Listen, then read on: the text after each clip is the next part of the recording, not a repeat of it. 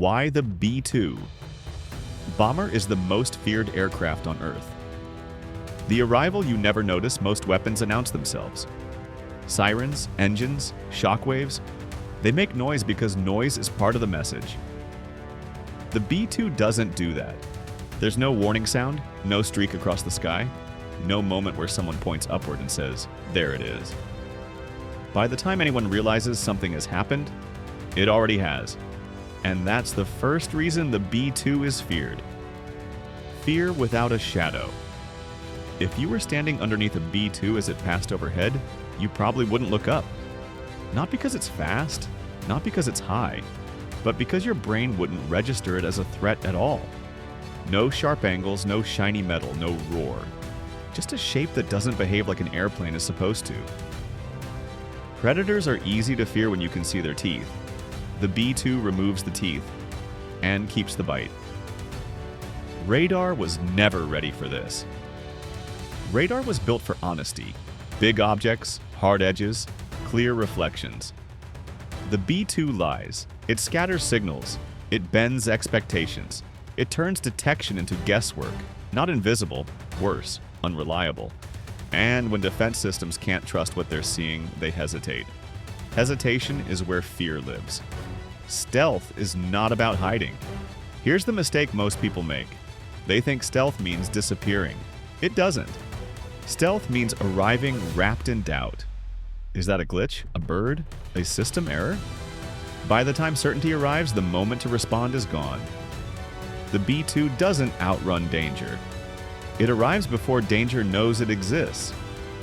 Distance loses meaning. There are places on Earth that feel untouchable. Oceans, borders, time zones. The B-2 ignores all of that. It can lift off from one continent, cross another, and reach a target on the far side of the planet without stopping. No forward bases, no permission, no buildup. While diplomats sleep, it moves. While leaders debate, it's already en route. That's not power. That's inevitability. The bombs are not the point. This is where the story usually gets loud. Payloads, explosives, destruction.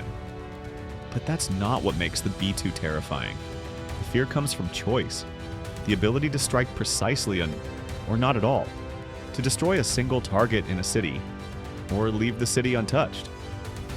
Violence is easy. Control is rare. Precision as a message. When a B-2 is used, it's not chaos, it's deliberate. That precision sends a message louder than carpet bombing ever could. We could do more. We are choosing not to. That restraint is unsettling, because it means the weapon isn't emotional. It doesn't panic. It doesn't rush. It waits. The weapon that works by existing. The most feared B-2 missions are the ones that never happen, because everyone involved knows the same truth. There is no dramatic buildup, no last-minute scramble. If the decision is made, the response is already halfway there, so conflicts end early. Plans change quietly. Red lines remain uncrossed, not because of explosions, because of silence. Silence is the signal.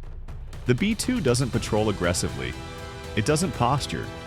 It waits in hangars built just for it, hidden in plain sight. And that restraint is intentional. Because fear doesn't come from constant threat. It comes from knowing that the option is always available. The final thought. The B-2 Spirit isn't feared because of what it destroys. It's feared because it removes warning, removes distance, and removes certainty. You don't hear it coming. You don't see it leave. And long before anyone knows it was there, the decision has already been made.